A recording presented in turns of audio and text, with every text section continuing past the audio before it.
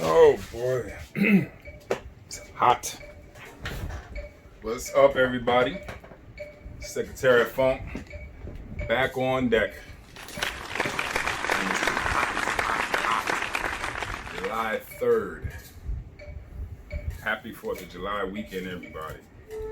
I'm just gonna get right into it. I said a couple of videos back that I was gonna make a video.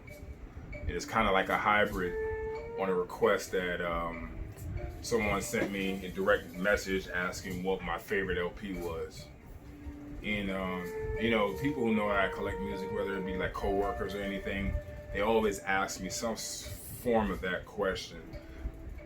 What's your favorite jazz artist? What's your favorite jazz album? What's your favorite rock album? And I tell people I've come up with a very honest way of answering that. And I tell them that I don't pick just one.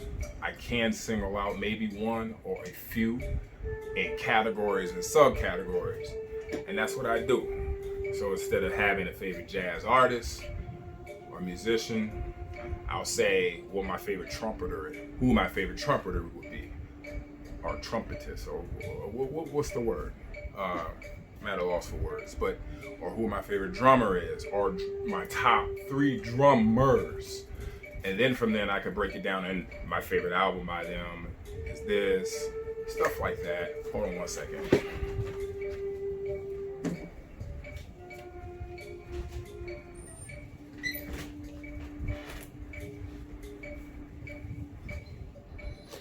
Had to shut the door.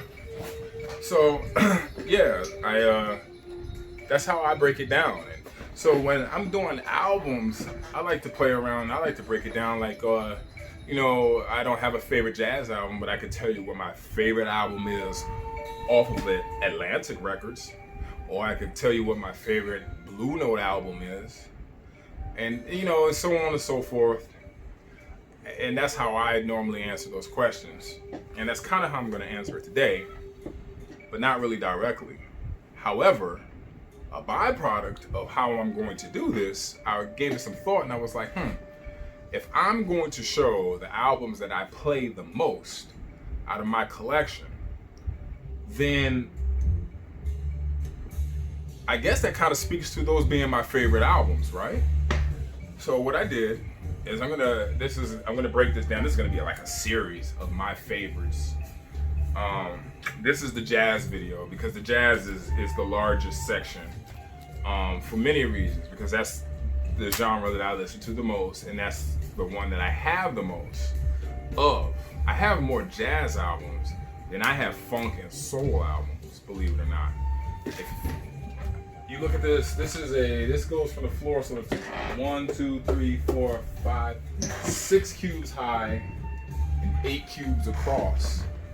The first 1, 2, 3 full rows are all jazz. This is all Blue Note, and some of this, and then the rest is prestige. Of course, there's the Impulse. Then you come over here. Hold on, let me make sure I didn't mess up my camera. That's okay. And then if you come over here, these are ECMs and Flying Dutchman, and Milestone. No, Mainstream. Excuse me. This is Verve, CTI. All of this is Private Press, France, and Imports.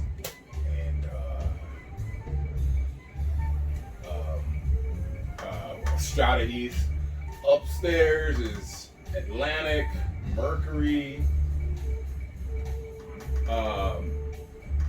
Muse. I mean, it's just crazy, and that's how I do it. And you start here, and you get into the Milestone and the Cobblestone, and then get over here. You have some, I don't call them reissues, I call them new issues.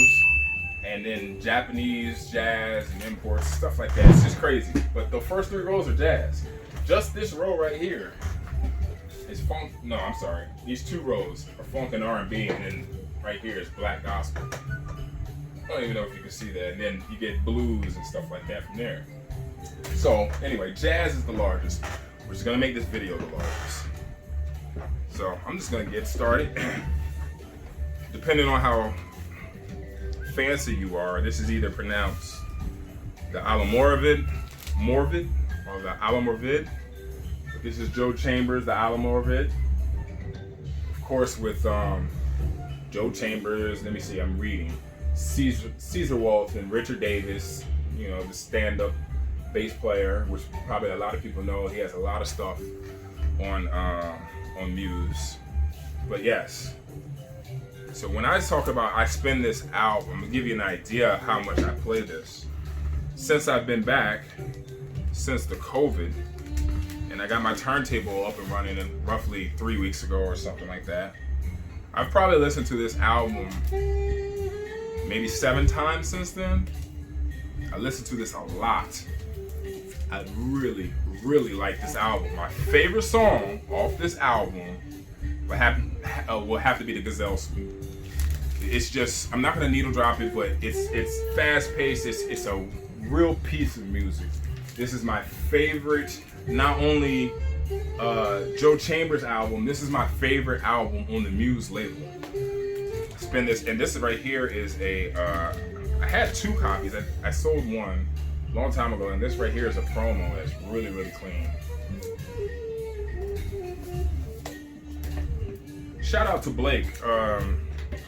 What I'm spinning right now is not spinning it, I'm actually streaming it, but that's Farouk Z. Bey. It's one of Blake's favorite jazz musicians. I think he has a signed letter from Farouk. This has become my favorite album ever since years and years and years and years and years and years ago. Chris, Astral Traveler, or John Coltrane, as we know him, what is it, 68 or 69, showed this album. This is on the Indian Navigation label. Rendezvous by Munoz. I think that's how you say it. Munoz. You know, I'm horrible with names. I think people who can say names, especially foreign names and titles, to me is so impressive. It makes you sound so intelligent and so well-rounded. That's something that I'm looking to perfect one of these days, especially with foreign names. Really, really try to master my craft when presenting these albums and saying the titles and the names correctly, culturally correctly, or whatever you want to call it. But this right here, it's just a guitar suite of sorts.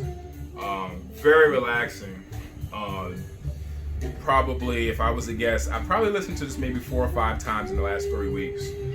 I also had this a long time ago, before I could find it digitally. I ripped it and put it on my AirPod, my iPod, and I used to listen to it. It used to be in my playlist. I have like a 45 minutes to an hour ride commute on the Metro when I decided to take the Metro, and I used to always play this all the time, especially mainly on the way home, because it'll bring me down. Not that I'm always tense. I like my job, but you know, it just takes you there. It's a very, very nice LP. I don't know how easy or how hard it is to find, but it's not very expensive. I do know that. Heiner Stadler. I've shown this a lot. This was probably in one of the videos, one of my last videos before I took a break. Heiner Stadler, Jazz Alchemy, and the song Out Rock is my favorite on this. That is a piece of free avant-garde, just crazy piece of music, which made me appreciate the whole LP eventually. And I've gone from having this, spinning this with 2 songs. The first song, Still Bop, then I would skip the other song, The Nod, and then go into Out Rock, but it kind of all merges together. So I found myself recently just listening to this whole LP straight through. The song Out Rock was such a favorite of mine that I literally used to just spin this record like a single. But now I don't anymore. I mean, it has really become a front to back LP for me. Moving on. Parcel Variations for 5, the Johnny Scott Quintet on Fontana Records. There's two Johnny Scott quintets that I know of. This right here, by far, I would go out on a limb and say this is probably one of the most beautiful pieces of music that you will ever hear in your entire collection. And if it's not then I guarantee you will put it up there with the LPs that you hold in that position. This will easily work its way in to one of your most beautiful pieces. This is like modal jazz, or I don't even really know what to say. And to be quite honest, out of all the LPs that I'm gonna show today, this is probably one of the most expensive. That's another discovery. As I was honestly pulling these records out of my collection, I started noticing, I'm like, man, some of my favorite records are, first of all, not even close to being my most expensive records. They're not even close to being the hardest to find. And I just thought that was really, really, really, really interesting. Because anybody who knows how I collect, I definitely try to go after rare pieces that are hard to get. My kids, man. I used to go after the rare I mean, I still do, but it's kind of funny how it worked out that these LPs are really, really easy to get financially, and as far as the hunt goes, really easy. This is another one. This may be a little bit on the pricey side. I don't know where this one falls. I've had this for years, since I first started collecting. This is the Young Ones, Duke Edwards and the Young Ones. It's Too Late. By the way, has anybody seen, I put the song The Elephant, the Black Elephant, off of this on my YouTube channel, and it's been there forever. And you guys should go read the comments of that video. There's a gentleman who's close to the artist of this. He posted about it. Then another cat came in and said something that was kind of unfavorable about them. And he really, really let him have it. He rung his ass a new one in the comments, pretty much insulting this dude's level of taste or whatever. I had to go back and read it. It was funny as hell. So if you guys want a quick laugh, go back and read the comment section of on my channel of this song that I put on there. If you type in Second Funk Black Elephant, it should bring you right to the video. This is another LP where I got it for one song, of course. What is it? Why? And then that Black Elephant ended up becoming my favorite song over Why. And then again, I just started. It eventually became a front to back LP for me. I've listened to this probably less than a handful of times, but maybe 3 or 4 times in the last 3 weeks since I've gotten my turntable up and running. One of my favorite LPs to spin. This is on Prestige Records. Like I said, I don't think it's too hard to find. I really don't. It definitely stands out as an anomaly on the Prestige label. Yeah, moving on. Another record that I took a song off, I ripped it off of vinyl before all of these things were being restreamed and everything, and I put this on there. This is another one. My Obi is broken, but I do have it.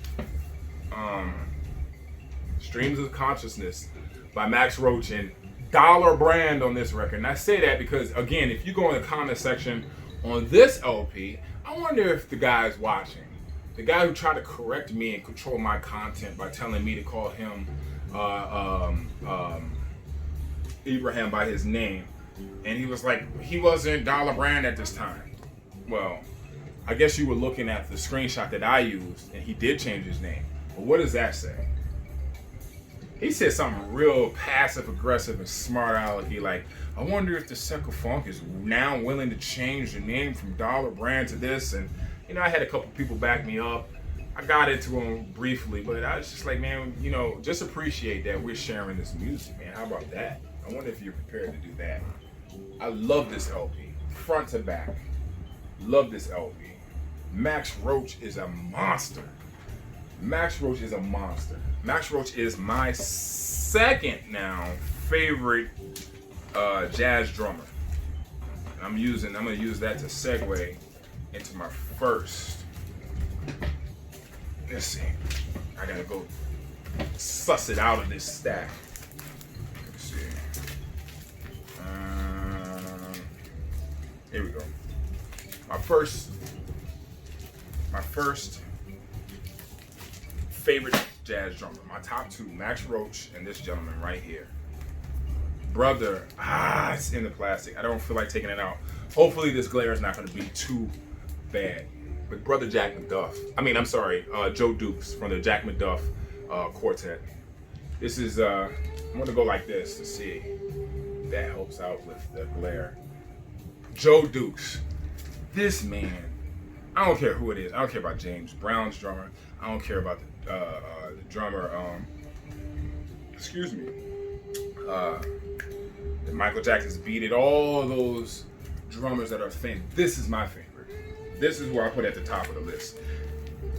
These two LPs, Joe Dukes is a monster on. And I almost feel silly to even ask the question, but we all should have this. This is on Blue Note Records. And brother Jack McDuff moon rapping on Blue Note. As you can see, I'm always constantly getting interrupted. But Made in Sweden and Flat Backing off of this album are just some of the greatest examples of Oregon funk jazz you will ever hear. And Made in Sweden, again, a drum suite of sorts, a clinic on just drumming. And the thing that I really like about it, let me tell you, I am a sucker for hearing drummers or any musician just kind of lose it to the point where he audibly lets out either their frustration, energy. But Joe Dukes, man, go woo, just screaming and hollering and moaning, especially right at the climax of whatever he's doing on this, and especially on this song, Muha the DJ, on this album, he really loses it. And that's in addition to him just doing super funky drumming. So Muha the DJ on this album, the soulful drums of Joe Dukes and brother Jack McDuff quartet, and then of course Made in Sweden and Fat Backing, some of the best drumming that I've heard, or I consider some of the best drumming ever, as far as intense, funky, gritty drumming. Now, of course, I've heard there's drumming that's really elegant. That like I said, I break everything down into categories. But the Muha the DJ, I've listened to like every other day. I really like the album. So, moving on, keeping with Blue Note. This is not a reissue. This is a various artists. I'm not gonna take it out of the plastic, but this is the Mizzle Brothers. What do you call those albums? I'm so at a loss for words.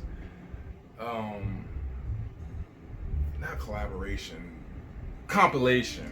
It's a compilation album from the Mizzle Brothers. Some of their most funkiest productions. So on this, you have where they work with Rance Allen, Donald Byrd, Bobby Humphries, and then they have a couple of songs that are their own songs, like Mizzle History. God, man, the Mizzle Brothers, if anybody knows how they approach music, I said it last video with the Johnny Hammond Smith, they approach music in these layers, and it's very predictable, but catches you off guard every time. There's normally a long drum intro that's choppy. There's always some real airy vocals, with almost in the melodies in the cadence that gets stuck in your head for the rest of the day.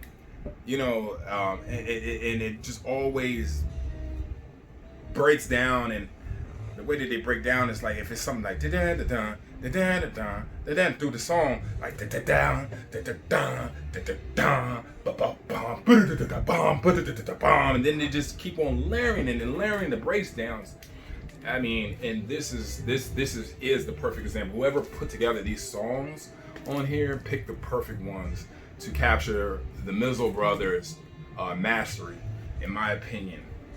I've probably, If I was to guess, if you add the times that I put this on a turntable, this is another one that's God, I'm sweating. It's not even that hot out here. And the times that I've listened to it in my AirPod, iPad, or whatever you want to call it, streaming it at home, well over 100 times, definitely. Yeah. I mean, there's 365 days in a year. And I don't necessarily listen to it every other day. I definitely play it at least once a week. Or I play something off of this album at least once a week throughout a year. And that's the God honest truth. It's not necessarily on the turntable, but I just love this LP. The music on it is great. Derek, so crazy, because he picked up a Leon Thomas album. And I know Leon Thomas has some very, very famous albums, but this is my favorite from Leon Thomas for one song, and one song, the song does it for me, and that's It's My Life I'm Fighting For. Is that the name of the thing? Yeah, It's My Life, the last song on the album, It's My Life I'm Fighting For. Derek was talking about Leon Thomas, the way he yodels, and he was absolutely right. He hit it right on the head. This album, I listened to this song.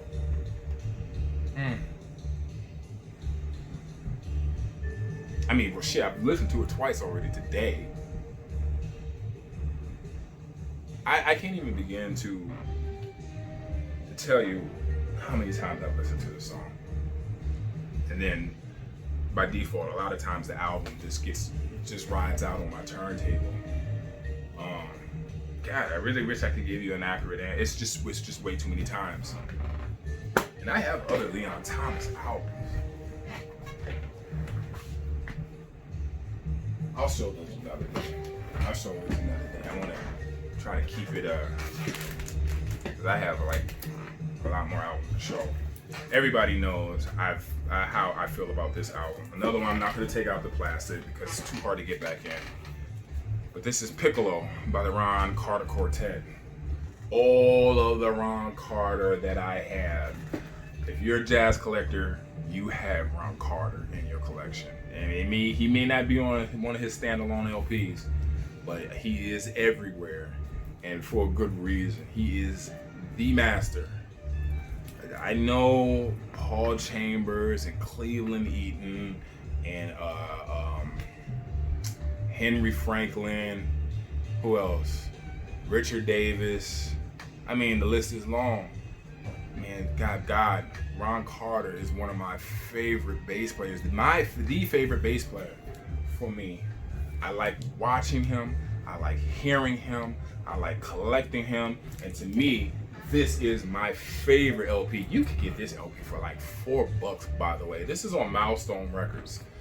It's just, I mean, from the opening track, man, you'll hear what I'm talking about.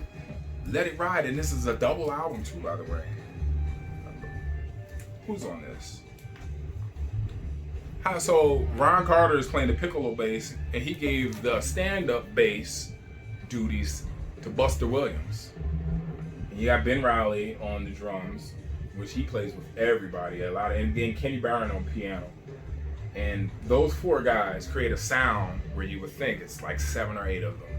I mean, it's just so drawn out and perfect. Every composition on here, in my opinion. Moving on. Oh yeah. Don't even get me started. First of all, I have maybe like 7 copies of this album. I'm funny that way. I don't know if it's a clinical explanation for how I could get with certain things. But when I really, really like something and I encounter it, I can't just leave it there. And so I probably have no less than 9 copies of this. I'm being dead serious, I'm not lying. And I don't care what condition it is in, I normally get them, I cannibalize them, I put the best with the best cover with the best LP, and vice versa, and I create these super superior copies of this album. I don't care about when it was pressed or anything like that. The music on this is great. Of course, I'll be transparent. What led me to this LP was De La Soul's The Stakes Is High. I always liked that song, but when I heard the original, it had to be back in like 2000, 2001. So when I found out, just digging and looking for samples and where they came from, of course I discovered this. And this has a Jay-Z sample in it, all the songs. But this album is filled with so many moments of just epic drops and riffs, whether it be a piano riff by A.K.A. Jamal. What's the lineup? Okay, Frank Gant, Jamil Nazir, A.K.A. Jamal, of course, and then how do you say this? Asden Weston on the congas, which he is a motherfucker on this album, really. Especially in that breakdown in Swahili land. But every song about that, I'm not gonna even name any of the songs because this is a front to back album for me. Another one that's on my streaming music, and I was pretty sure if I could go somehow look at my stats, I don't know if you could do that. That would be interesting to see. I haven't spun this on my turntable since I had it, but I have played it, streaming it. This is another one probably like every week. I just had a friend discover, who doesn't collect records. He posted something like De La Soul, whatever. So I ran in, took a picture of it, showed him that I had it, hard copy on vinyl, and him and his friends on Facebook, just the thread went forever, based off of the fact that I owned the original article, and maybe I got some people collecting because they were all musing and vibing off of the Swahili land De La Soul sample. Front to back LP. One of my favorite A.K.A. Jamal LPs. My second one was probably Naked City Thing on Arco Records. Now, if anybody knows my Second Funk Day Ones, they already know about this.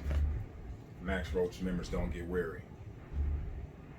I actually became guilty because I have a promo of this, and it's so nice that I actually stopped playing this version because I want to get another version that I could just spin to oblivion and kind of preserve this as the article in my collection. I've spoken about this LP so many times. I've said bury me with this LP. Stanley Cowell on it, doing it up with Max Roach and company. It's just really nothing more to say. Here's something that may catch people by surprise. This is an album that I absolutely love. Blackness, Blackknuss, by Rashawn Roland Kirk. Or Kirk, I keep saying Kirk. He's doing a lot of covers of songs. Ain't No Sunshine when it, What's Going On, My Girl, all of that, But the way he does it, man, it's funky. It's even though he's doing other songs or covers of some songs, the way he approaches it is original. I mean, we all know about him playing more than one instrument at once, all the time, playing the saxophone with his mouth and some type of custom-made horn with his nose. I mean, and mastered that technique. I don't know the name of the technique where it's just like a circular breathing technique, so he could hold a note for minutes on end, and he does it on here. Get with it. Now this is not only my favorite album by One and Slip Juju, this is my favorite Strata East album. Juju Chapter 2, Nia. And specifically, the end of The Butterfly King and the title track, Nia, with the poem Complete the Circle. Complete the Circle. The poem Complete the Circle, Nia, is one of the most intense free jazz, leaning into jazz funk songs I have ever heard in my entire life. That album, you know, people were like, these athletes listen to songs and get them hyped up and get them into a game. If I was ever a professional athlete, and I have this thought all the time after I hear, if I was a professional athlete, I would be playing the song Nia before I take the field or the court or whatever, because it takes you there. Especially the poem, he's shouting it, he gets louder, he's aggressive, it's fast paced as hell. It's just it's a roller coaster ride. It's one big ass piece of music, and it's just a fat, chunky, fat, nasty, greasy, hardcore piece of music. I can only imagine the energy in the studio during that session when they were doing that music. I can only imagine.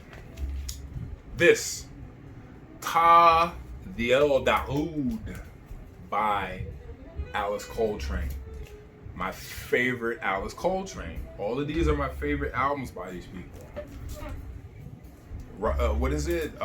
Tierra and the Ramna Krishna. Tierra and the Ramna Krishna, or the Rama Krishna. That song on piano that she does, and Ron Carter's on this, I believe.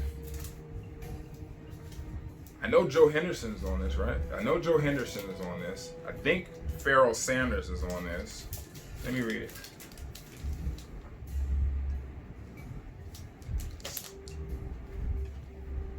Oh, yes, indeed. Yeah, Pharoah Sanders, Joe Henderson. Again, Ben Riley on drums.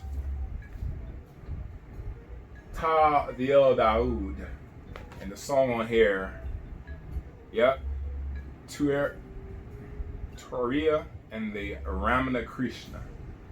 What a damn piece of a piece of music, man. It's just, I don't know what else to say about it.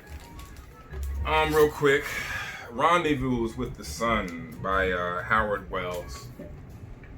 Does anybody know this?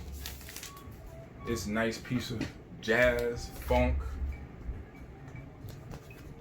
Just an absolute beast of an LP on Coastal Records. This gets spun all the time in this house, and this copy right here is so clean. Oh my God, I dug this. This was found in the wild. Just one of my favorite things is to find an album that I've been looking for in the wild. Instant gratification. You can read it in the car, bring it home, put it on your turntable. That's what this was for me. This album has been a favorite of mine forever. And I'm gonna round it out, or finish it off with this. This is the Nikos Jar Sextet. Now, this is not an album that I spin a lot, but I have to show this because this segues in to the next album that is on my favorites list. And the way that it became my favorite is I discovered this album somehow. I don't remember. But Karl-Heinz Milken, the saxophone player, the woodwind saxophone, I think he plays the flute also, so he plays all kinds of wind instruments and woodwind instruments. Karl-Heinz Milken. I follow the artists. I always follow the musicians, rather, not the artists, because even though Nikos is on percussion or the congas, this album, it's Karl-Heinz playing on the saxophone. It stands out. The saxophone is what's up front. You would never know that this was being led by the congas guy. He doesn't even give himself that many solos or breaks or any chance to really kind of lead the songs with his instrument on here. So I looked him up and I found this piece of music, which just blows anything out of the water. This is the K.H. Milken Trio. The album is called Pickup. This is a dirt cheap album. When I bought this was under $10. I don't know what it's going for now. It can't be, but much more. I'm not gonna even get into why I like this album so much. Go find this album. Buy it blindly, based off my recommendation, because it shouldn't be too much. Listen to the first song, then listen to the second, and then find yourself listening to the whole thing. That's all I'm gonna say. It's intense, it's percussive, it's almost spiritual. It's crazy, man. But man, I don't know where y'all are at, but it is hot as hell in DC. I have to close my door because my family make a lot of noise and I am just sweating. But I wanted to bring y'all this video. So the next time I do a video like this, I'll be in a different genre. That's honestly the most spun jazz LPs in my collection. They don't even go back on the shelves where they belong. I have a cube down here of stuff that I touch a lot. I don't feel like looking for every time. They just don't make it back on the shelves. An honorable mention is this, the Latin Jazz Quartet. But I spend this quite a bit, but maybe like every 2 or 3 months, which is a lot considering, you know, for those of us that have large collections, that is a lot, but it's not anywhere near as much as these. These are weekly spins. Some of them are daily or every other day spins. And when I say spins, of course, that means whether I'm listening to it on my phone, in the car, if I'm driving someplace, I'm like, oh man, go ahead, let me pop on that Ron Carter piccolo. I want that for this drive. That happens quite often. Those are the pieces of music that I listen to the most. So I think next, what I'm gonna do is I'll probably do funk and soul. And I already started pulling those. And again, I'm finding. Okay, so I had to edit the last piece of my video, ended abruptly. But what I wanted to say was, it was only a few seconds left. But what I wanted to say was, I really am curious, and you guys could let me know by leaving a comment.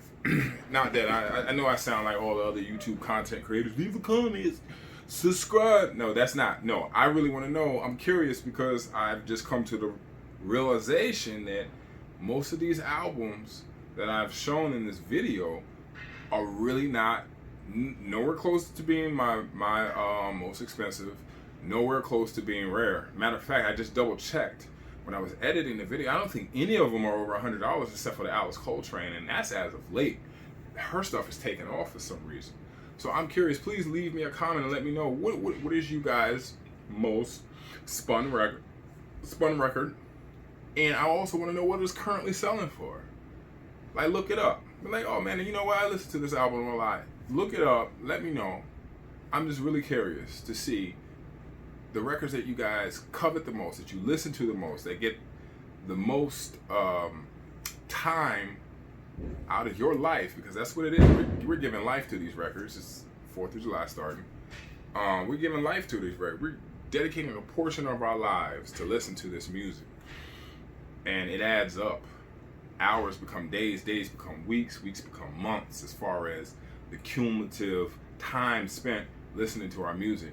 And I just think it's mind-blowing to me that I have LPs that are thousands of dollars and I haven't spun in years, some in over 10 years. It's mind-blowing to me. It's kind of putting things into perspective a little bit. Peace.